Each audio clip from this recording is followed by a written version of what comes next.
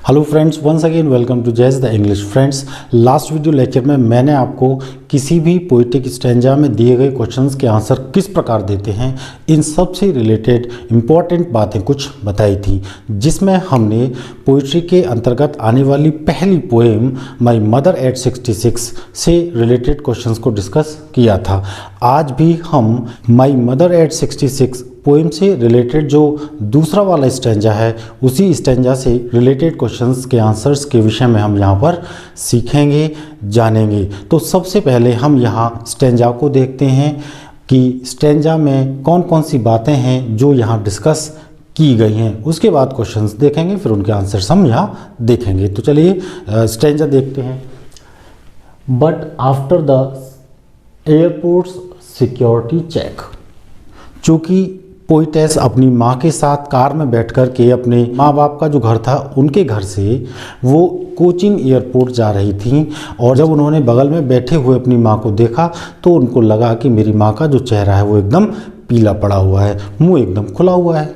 ये सब बातें लास्ट स्टैंजा में डिस्कस की गई थी। उससे आगे की बात है, उनकी कार घर से जब कोचीन एयरपोर्ट पहुंच जाती है तो वहां पर सिक्योरिटी वाले जो होते हैं वो चेकअप करते हैं, और कुछ ही गज की दूरी पर खड़े होकर के क्या करती हैं, standing at a few yards away, खड़े होकर के कुछ गज की दूरी पर, I looked again at her, मैंने अपनी माँ की ओर देखा, वैन पेल, वैन पेल बिल्कुल मुरझाया हुआ पीला चेहरा, as a late winter's moon, और कैसा लग रहा था उनका चेहरा यहाँ पर, लेट विंटर्स यानी कि सर्दियों का जो मौसम जब ख़त्म होता है और उस समय जो चंद्रमा आकाश में दिखाई पड़ता है एकदम डल मुरझाया हुआ सा, ठीक वैसे ही मेरी माँ का भी चेहरा इस समय नज़र आ रहा था।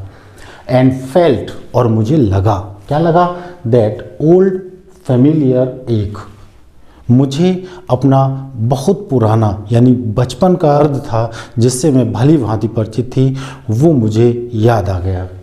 माई चाइल्डहुड्स फियर का मतलब यानी बचपन में मैं अपनी माँ से जब अलग हुई थी और अलग होते हुए जो मुझे दुख हुआ था, वही दुख होने का डर मुझे दोबारा से सता रहा है, क्योंकि इस बार फिर से एक बार मैं अपनी माँ से अलग हो रही हूँ, अपनी माँ से दूर हो रही हूँ। But all I said was, लेकिन जो मैंने कहा, जो भी कुछ मैंने कहा वो क्या था, सी यू सून अम्मा, अम्मा मैं आपसे जल्द ही मिलूँगी। ऑल आई डिड वॉज, और मैंने जो किया उस समय, जो भी मैं कर सकती थी वो क्या किया मैंने, smile and smile and smile, मैं मुस्कुराती रही, मुस्कुराती रही, मुस्कुराती रही। पोइटेस ने इस लास्ट लाइन में स्माइल वर्ड का प्रयोग 3 बार किया है। इसका मतलब हम ये समझ सकते हैं कि पोइटेस बार बार अपनी माँ की ओर मुस्कुराते हुए देख रही है, जिससे कि उनकी माँ को इस बात का एहसास ना हो कि मेरी बेटी जब मुझसे अलग हो रही है तो उसको कुछ दुख का अनुभव हो रहा है। तो फ्रेंड्स, ये हमने यहाँ स्टैंजा से रिलेटेड कुछ बातें थीं, वो हमने जानी, समझी, सीखी। इनसे रिलेटेड क्वेश्चंस के विषय में अब हम यहाँ जानेंगे। जैसा कि मैंने आपको बताया था कि जब भी हम किसी पोइटिक स्टैंजा से रिलेटेड क्वेश्चंस के आंसर देते हैं तो कुछ पॉइंट्स हैं जो हमारे माइंड में हमको याद रखने चाहिए। पहला पॉइंट ये है कि स्टैंजा जो दिया गया है वो स्टैंजा किस पोइम से लिया गया है, यानी कि पोएम का नाम पता होना चाहिए, और उसके साथ ही साथ हमको ये भी पता होना चाहिए कि वो स्टैंजा जिस पोएम से लिया गया है उस पोएम को किसने कंपोज किया है। तो सबसे पहली बात तो यह है कि जब हमने ये स्टैंजा पढ़ा तो ये हमने पता कर लिया कि ये जो स्टैंजा है ये किस पोएम का है, माई मदर एट 66 इस पोएम से रिलेटेड है। दूसरा, इस पोएम की जो पोइटेस हैं वो कौन है, कमला दास हैं। तो जब हमको ये दोनों पॉइंट क्लियर हो जाते हैं माइंड में, तो क्या होगा कि हम पहले से जो इस पोएम को लेकर के कुछ इम्पॉर्टेंट चीज़ें, इम्पॉर्टेंट बातें पढ़ रखे होंगे वो हमारे माइंड में स्ट्राइक कर जाएंगी, और वो बातें हमारे माइंड में रिमाइंड होने लगेंगी, और उसी के माध्यम से हम क्वेश्चंस के आंसर्स भी बहुत ईजीली दे सकते हैं। अब हम क्वेश्चंस को देखते हैं।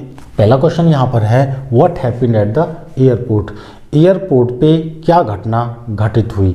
तो ऊपर की लाइन में ही दिया गया है, but after the airports checkup, यानी कि घटना क्या घटित हुई, जब उनकी कार एयरपोर्ट पहुंची, वो कार से निकली एयरपोर्ट में जाने के लिए, तो जैसे ही एयरपोर्ट पे पहुंची वहाँ पर उनका सिक्योरिटी चेकअप हुआ, वो कंप्लीट हो गया।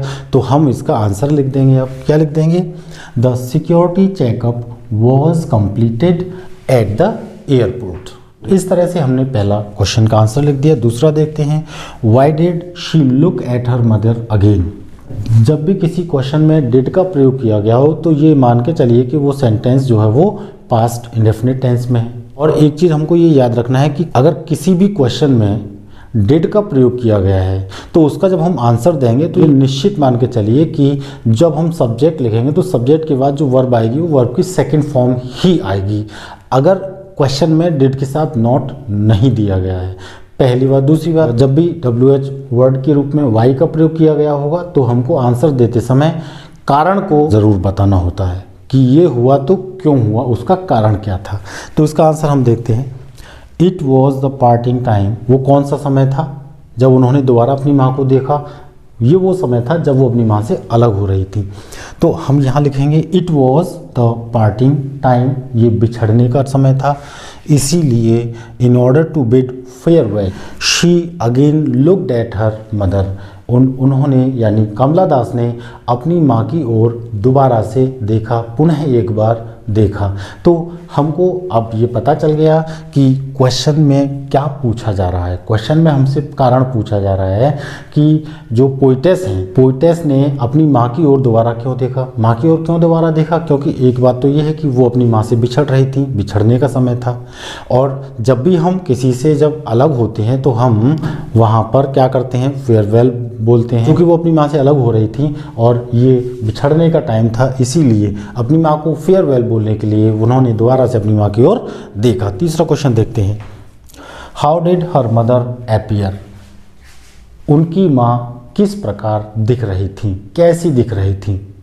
यहाँ हमको बताना होता है कि उनका दिखने का तरीका क्या था, फेस के एक्सप्रेशंस थे, क्या भाव थे, बॉडी लैंग्वेज क्या थी, ये सब हाउ शब्द के आंसर में हमको देना होता है। कैसी लग रही थी उनकी माँ, wan pale as a late winter's moon. तो हम यहीं से लिखेंगे, ये आपका सब्जेक्ट हो गया, ये आपकी वर्ब हो गई।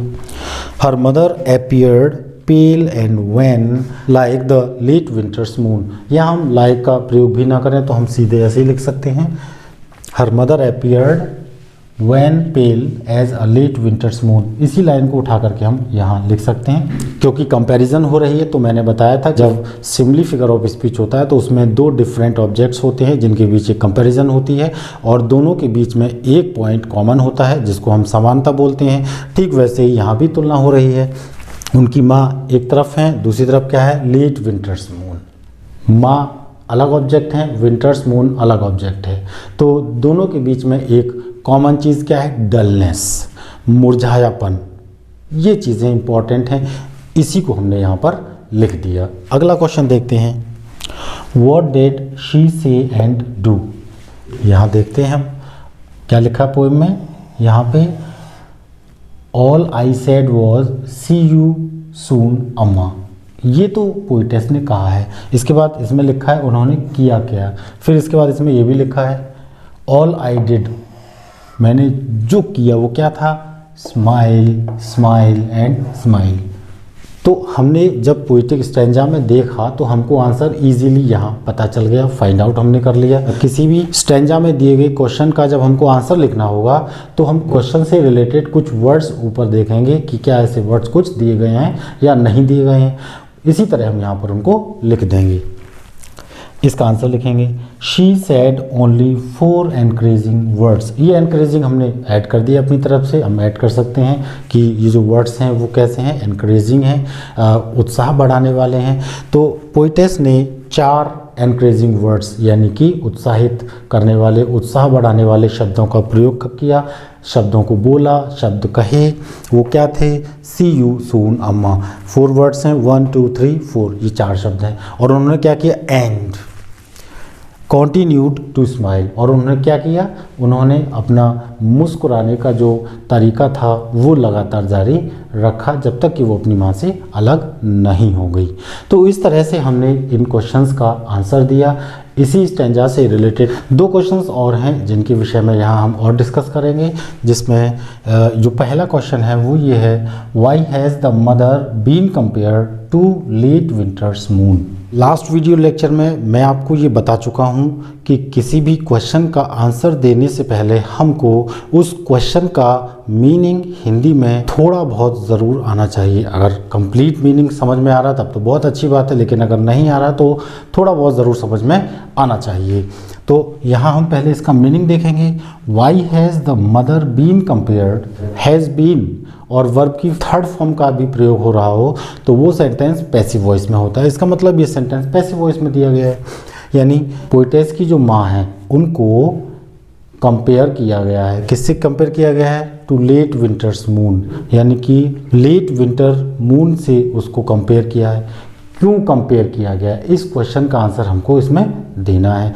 क्यों मतलब वाई मतलब हमको कारण बताना है। पहली बात तो यह है, the late winter's moon loses its brightness and grows dim, यानी जब सर्दी का मौसम खत्म होता है और उस समय जो आकाश में चंद्रमा दिखाई देता है वो चंद्रमा अपनी जो ब्राइटनेस होती है उसको वो खो देता है।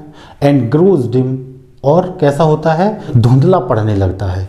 The poet's mother has become very old and weak, ठीक वैसे ही पोइटेस की जो माँ हैं वो बहुत बूढ़ी हो चुकी हैं, कमज़ोर हो चुकी हैं। तो दोनों के बीच में ये यहाँ पर समानता दिखाई जा रही है। So the mother has been compared, इसीलिए माँ की तुलना की गई है। किससे तुलना की गई है? Late winter's moon, late winter moon के साथ उसकी तुलना की गई है। अगला क्वेश्चन देखते हैं। व्हाट आर फेमिलियर एक एंड चाइल्डहुड्स फियर, यानी इसमें कुछ वर्ड्स का प्रयोग किया गया है। एक तो इसमें ये वर्ड है फेमिलियर एक, फेमिलियर फ्रेज है ये, और एक ये है चाइल्डहुड्स फियर। यहाँ क्वेश्चन में पूछा जा रहा है कि पोइटेस जो फेमिलियर एक की बात कर रही हैं वो क्या है। इट मीन्स दर्द होता है, फेमिलियर मतलब परिचित, परिचित सा दर्द। चाइल्डहुड्स फियर बचपन का डर, ये क्या हैं, क्यों पोइटेस ने यहाँ इस्तेमाल किए हैं। तो यहाँ अब हम इस क्वेश्चन के आंसर में इनको ही डिस्क्राइब करते हुए यहाँ पर बताएंगे कि आखिर क्यों पोइटेस ने फेमिलियर एक का प्रयोग किया है और क्यों पोइटेस ने चाइल्डहुड्स फियर का प्रयोग किया है, बचपन का डर क्यों प्रयोग किया है। इसका आंसर हम यहाँ देखेंगे। पहली बात है, the familiar ache is the pain that she feels in her heart. Familiar ache, ये जो फेमिलियर एक है, परिचित सा जो दर्द है, ये वो दर्द है दैट शी फील्स, जिसको वो अनुभव करती हैं, महसूस करती हैं अपने हृदय में। कब? After seeing her mother's ashen like face, अपनी माँ के मुरझाए हुए चेहरे को जब वो देखती हैं, देखने के बाद उनके दिल में, उनके हृदय में एक दर्द सा महसूस होता है उनको, और वही दर्द जो है वो फेमिलियर उनके लिए बन जाता है। इसीलिए पोइटेस ने यहाँ पर फेमिलियर एक का प्रयोग किया है। अब हम बात करेंगे चाइल्डहुड फियर के बारे में। In her childhood the poetess was afraid of being separated from her mother. बचपन में पोइटेस को हमेशा डर रहता था। किसका डर रहता था? अपनी माँ से जुदा होने का डर रहता था, अपनी माँ से बिछड़ने का डर रहता था, अपनी माँ से अलग हो जाने का डर रहता था। तो ये जो डर है, यही डर उनका बचपन का डर है। The same fear haunted her again, एक बार पुनः उसी डर ने उनको क्या कर दिया है? आहत कर दिया है, उनकी माइंड में स्ट्राइक कर गया है, उनको याद आ गया है कि ये वही डर है जो मुझे बचपन में सताया करता था। तो फ्रेंड्स, यहाँ मैंने आपको आज इस स्टैंजा से रिलेटेड क्वेश्चंस बताए।